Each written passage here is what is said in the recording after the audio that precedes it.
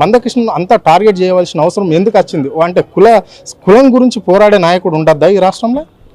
ఇప్పుడు వాస్తవానికి ఏంటంటే ఇది మాల మాదిగల తగాద కాదు. వాస్తవానికి మాలల్లో అంటే వర్గీకరణ వ్యతిరేకించే స్వార్థపరమైన మాలలు మొత్తం మిగతా 57-58 కులాలకు సంబంధించిన మధ్య జరుగుతున్న సంగ్రామం ఇది. ఈ వర్గీకరణ వ్యతిరేకించే మాలలోమో స్వార్థపరులు మేము రిజర్వేషన్ ఫలాలు మేమే ఎక్కువ తింటాం, మేమే మొత్తం పొందుతాం అనేది వాళ్ళ వాదన. అది తప్పు. అందరం పంచుకుందాం, అందరం బాగుపడదాం అని మన వాదన. ఇప్పుడు ఇది మాల మాదిగల మధ్యలో ఘర్షణ కాదు. మాలలు వర్గీకరణ వ్యతిరేకించే మాలలు మొత్తం దళిత వర్గాల మధ్యలో జరుగుతున్న సంఘర్షణగా మారింది.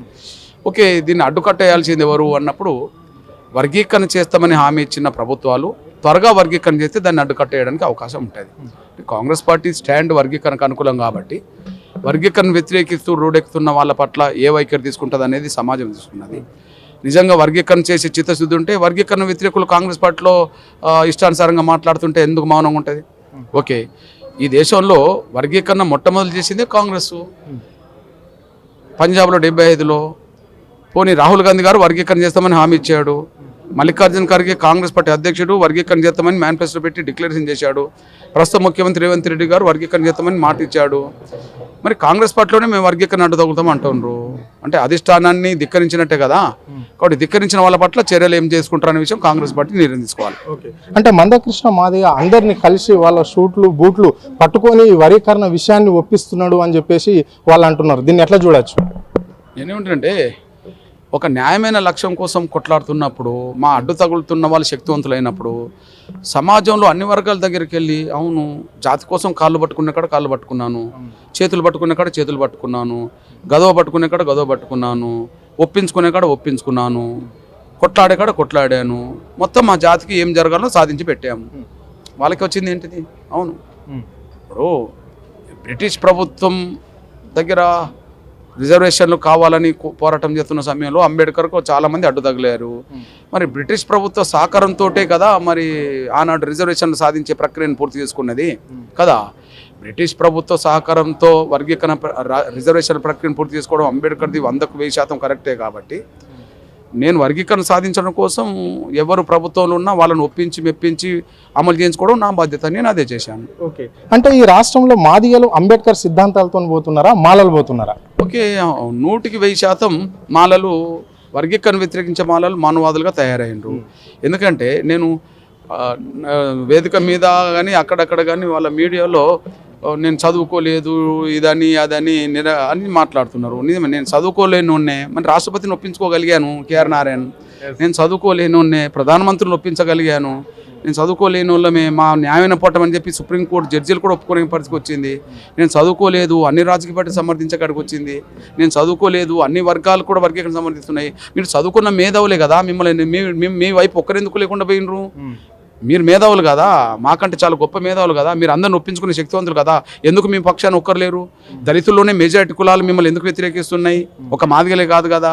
అంటే మీరు మనవాదులుగా మారిండు. అంబేద్కర్ ఏం చెప్పిండో చెప్పేశాను.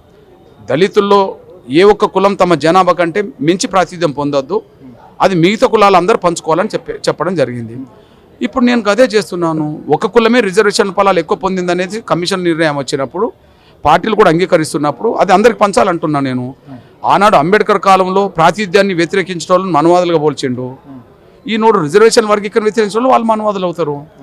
ఆనాడు మెజారిటీ అగ్రకులాల్లో మనవాదులని ఆయన అనుకున్నాడు, కానీ ఇప్పుడు మాలల్లోనే మనవాదులు తయారైనరు. ఇది కథ. మాదిగలు రాజకీయంగా శక్తివంతులు కాదు, కనీసం పార్టీ స్టాండ్ అమలు చేయమని చెప్పి కోరుకుంటున్నారు. ఓకే, అంటే పట్టించుకోలేనంత శక్తివంతులుగా ఎదిగినట్టే కదా. ఇప్పుడు ఈ దేశంలో రాహుల్ గాంధీ గారే వర్గీకరణ సపోర్ట్ చేస్తూ మాట్లాడిండు, మీకు వినిపించాను.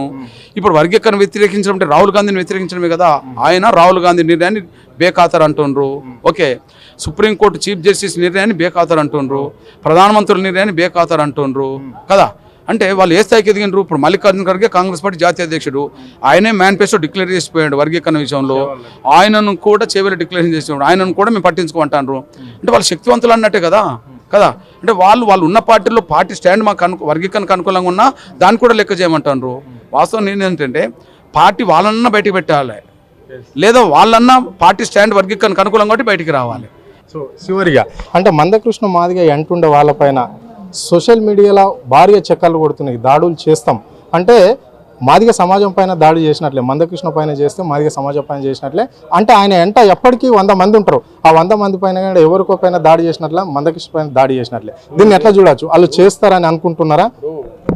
అట్లా కాదు. ఇప్పుడు అంబేద్కర్ కాలంలో మనవాదుల ప్రకటనలు అట్లనే వచ్చినాయి.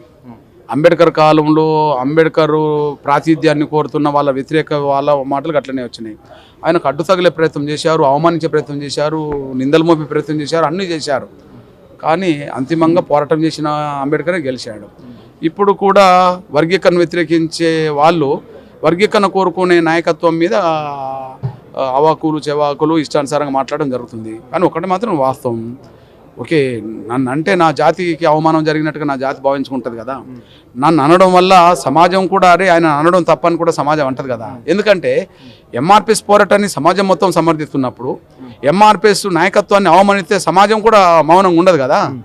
మాదిగలే కాదు, సమాజం కూడా మౌనంగా ఉండదు కదా, తప్పును తప్పు అంటది కదా. కాబట్టి మమ్మల్ని అడ్డుకుంటామనో మమ్మల్ని ఇంకేదన్నా ఇబ్బంది పెడతామని చెప్పి మాట్లాడడం అంటే మీరు సమాజం నుంచి మరింత వెలువేయబడతారనేసి మర్చిపోవద్దు.